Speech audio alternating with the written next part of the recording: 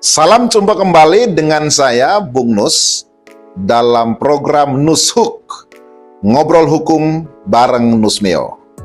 Salam ngehuk bareng Bung Nus.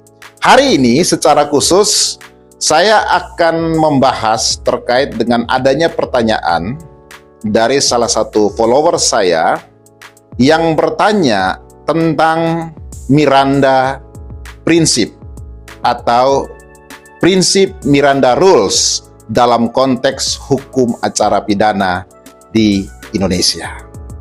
Jadi begini, seorang tersangka atau terdakwa wajib sifatnya untuk didampingi oleh penasihat hukum.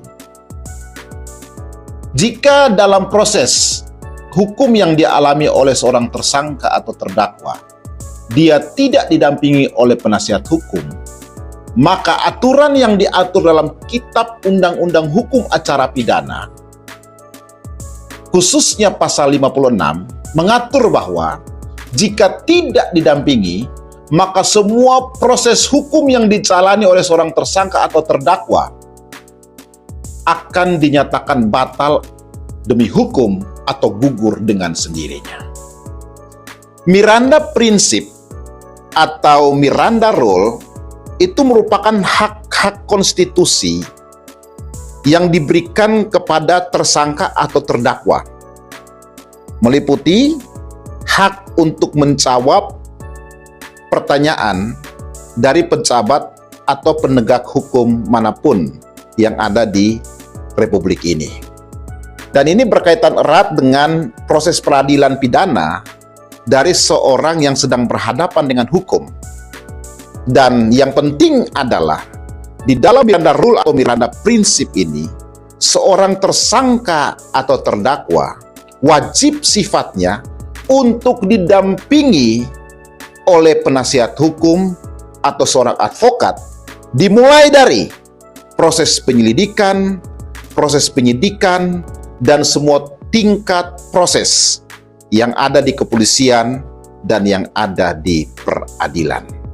Saya berharap kita semua terbuka cakrawala berpikirnya tentang hukum, bahwa apabila kita sedang berhadapan dengan hukum, wajib sifatnya untuk didampingi oleh seorang pendamping hukum.